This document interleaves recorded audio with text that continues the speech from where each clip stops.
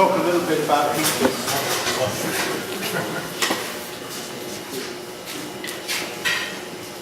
So let's start off. I just want to draw a diagram of something we were talking about earlier.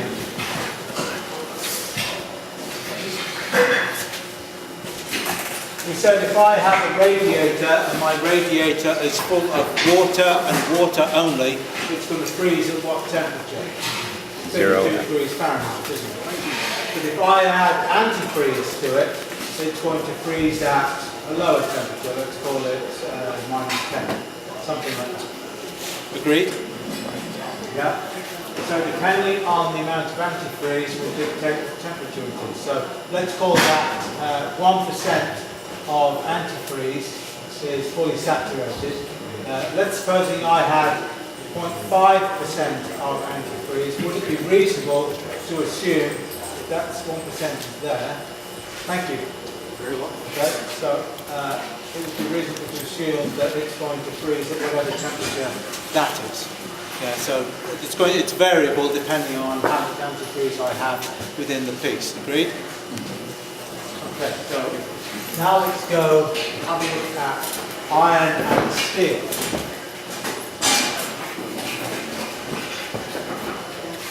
So when I have a bar of steel, steel is crystalline, so let's draw some crystals in here. So here's my iron, and I want to add carbon to it to make steel. So the carbon goes in and it grabs the first 3 bits of iron that it can find, and it makes an iron carbide. Okay, and then that's the end of that particular bit of carbon. It can't do anything more than that. So you can see how it's possible to not be fully saturated. It's not going to flow in there like antifreeze. So I am using 0.40 carbon. Saturated carbon level is 0.8 in steel. So you can see I'm not fully saturated. So I must have some what I'm going to call free ferrite, some free iron knocking around inside of it. And so this iron carbide is somewhat neurotic. It will sit next to somebody of its own ilk, but it prefers to have its front and back to iron. So it will have iron carbide next to it, but it will have free ferrite in front and behind it. And then there'll be another layer of iron carbide and another layer of iron. And it will grow this crystal. This is this crystalline growth. And this, we're going to call it a mechanical lamination. If you've made a peanut butter and jelly sandwich, you've made a mechanical lamination. Okay, so this is mechanical lamination, iron carbide or cementite, as that is called, with the free ferrite. And it's always cementite, but we can call that whole assembly a different name. We're going to call it pearlite because it has a look rather like mother of pearl when you look at it under a microscope. So that is called pearlite, and it's a mechanical lamination of the iron carbide and free ferrite. Okay? So that's in here. So if I'm at 0.4, you can see that some of this is going to have this mechanical lamination.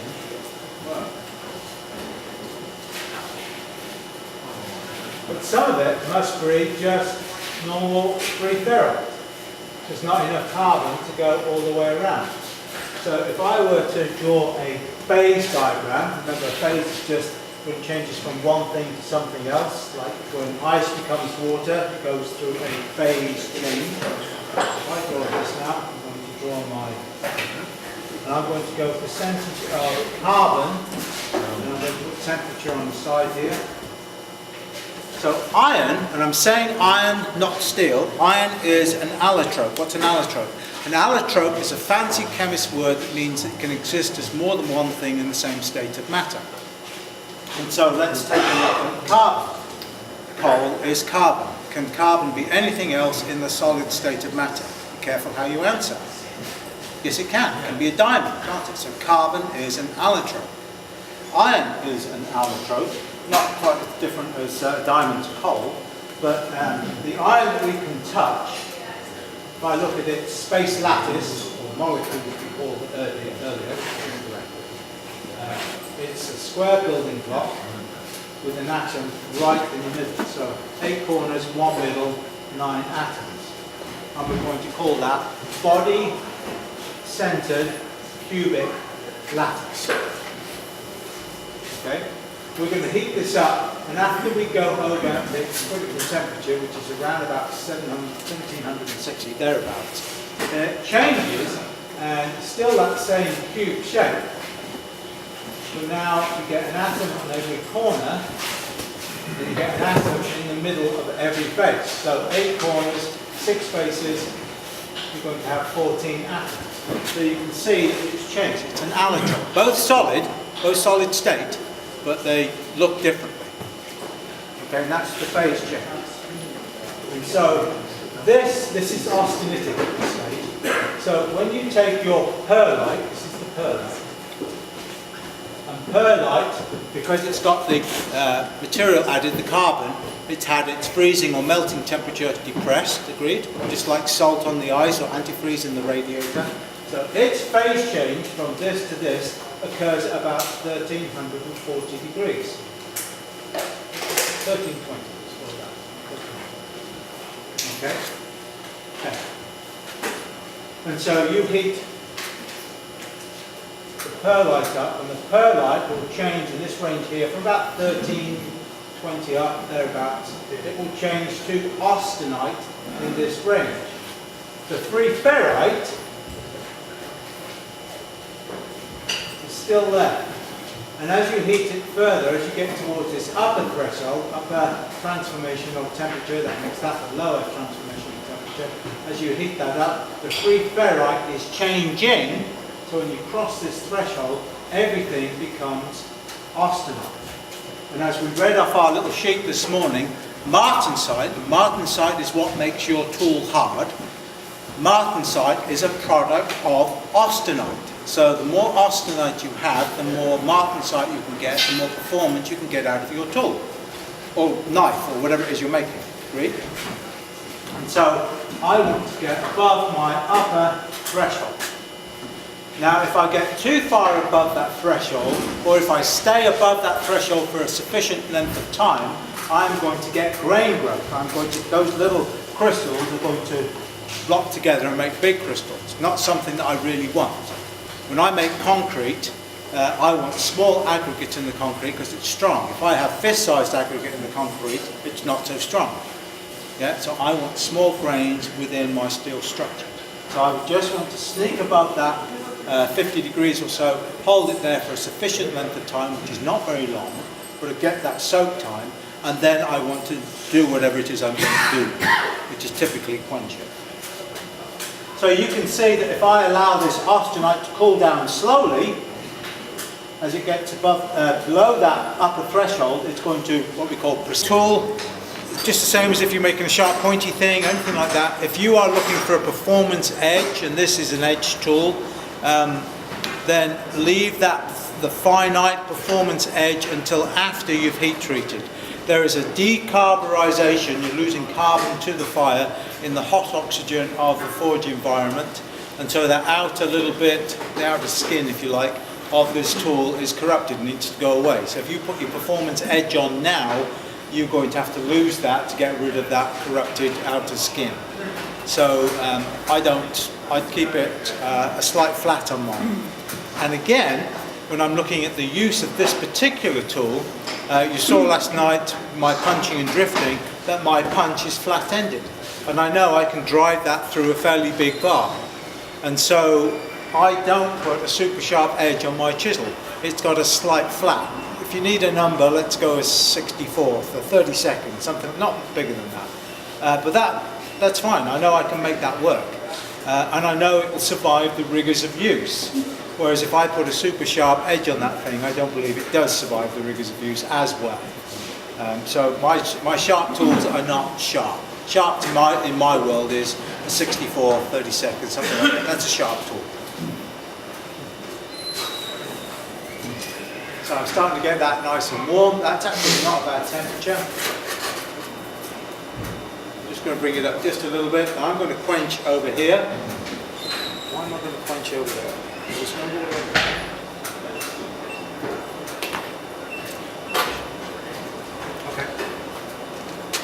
Are you using the comment? Water.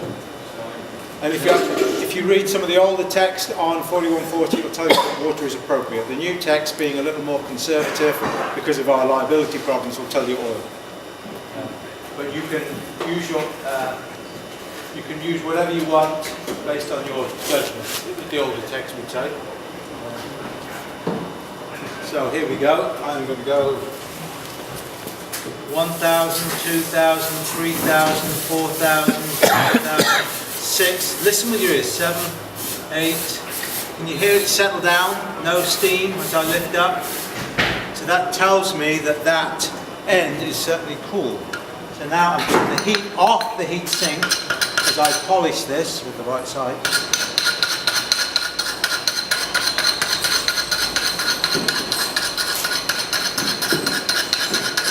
And I'm waiting for straw to come down. So as I'm looking at this and I'm trying to find light that I can use, I can start to see straw. And straw is this colour, this bronze colour. I'm starting to see that back here. And the heat is going in both directions. So what's happening is the hot naked steel now, because I got rid of all the scale, that hot steel is reacting with the oxygen in the air and it's creating an oxide layer.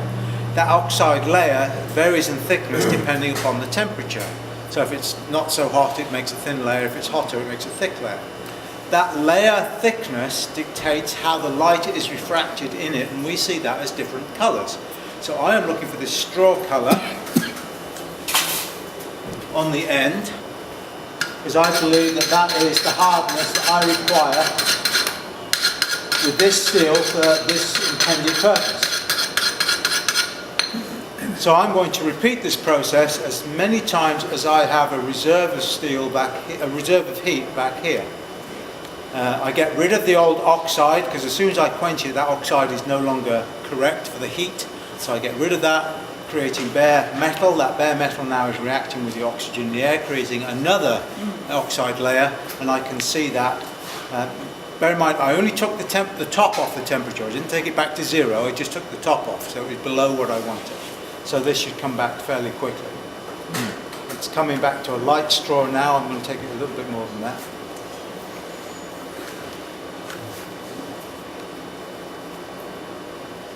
And this light straw in my world is about 430 degrees.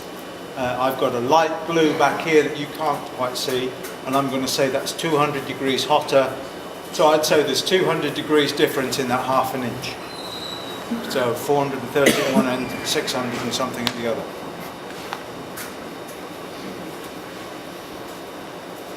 So I'm building a hot cut. A hot cut is fairly sharp. A cold chisel would be much more obtuse, have the edge much more heavily supported.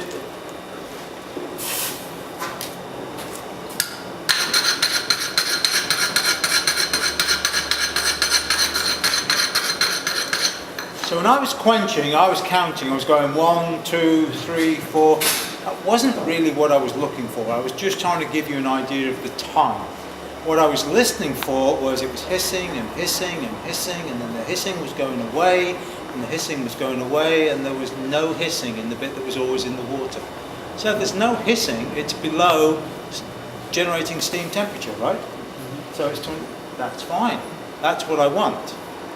Okay, so my change from austenite to martensite is taking place at that temperature.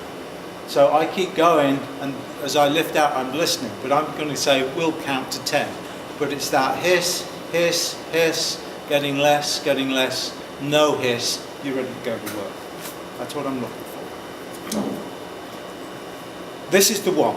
This is the money one. So when you start looking at the text, they're going to tell you time at temperature is going to give you your tempering result. I don't have that ability here. I don't have an oven where I can put this in for a soak time. So I'm hoping repeated exposure to that temperature is going to replace my time at temperature. Maybe it's its lesser cousin or something like that. Okay, but that's what I'm looking for. So slow time at temperature that's my money one. This is what I'm looking for. And I'm looking for some granular refinement. Those big crystals in there, because of the heat, initially have been broken down now. So this should be a finer end, finer grain structure.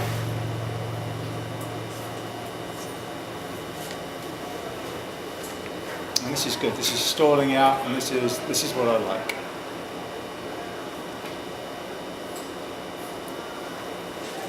So now we need to prove that this is hardened and tempered, don't we? Otherwise you're just taking my word for it.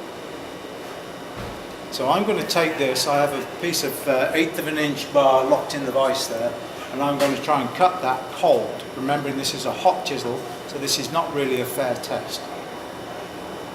But I'm hoping to be able to cut that without deforming this edge.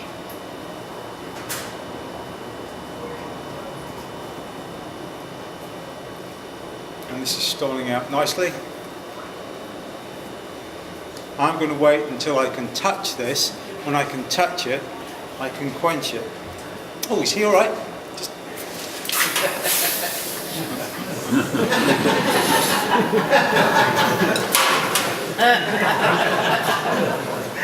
When you can touch it, you can quench it.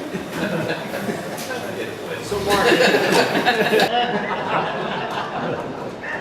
when you can touch it, you can quench it.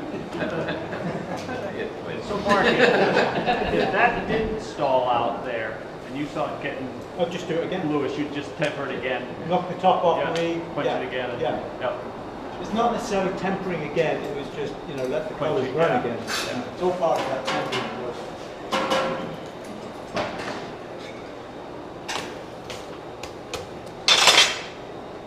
So, I have a question. Yes, sir. Why not heat treat the entire length of it and then temper it in like a toaster oven or something like that? I do temper in the toaster oven, so I agree with you. There is no need for me to harden that whole length. It's just the working end I want to harden, because I'm looking for durability. So if this is not a durable tool when annealed, I've chosen the wrong steel. I only want that. Is there harm to doing the whole thing, in your opinion? It's a potential. So if that is hardened, remember when you increase hardened, you decrease ductility, and that means it's more brittle. I don't want brittle in my hand. I want durability. So by not having that hard, I know I've got durability. You also don't want the struck end to be in any way. Okay. But it's 4140. It's 4140. So you're right. I don't. Now let's be a little more technical in that. We want the struck end to be softer than the hammer that's hitting it. And so my repoussé tools, which have, do a little bit of repoussé, they are hardened and tempered on both ends. Okay, because I don't want them to wear out. I put a lot of effort in making these tools. But I hit them with a mild steel hammer, dead mild hammer. And the hammer will be destroyed. But it's quicker for me to make the hammer than it is to make all those tools again. Okay, but they never leave my workshop. I don't bring them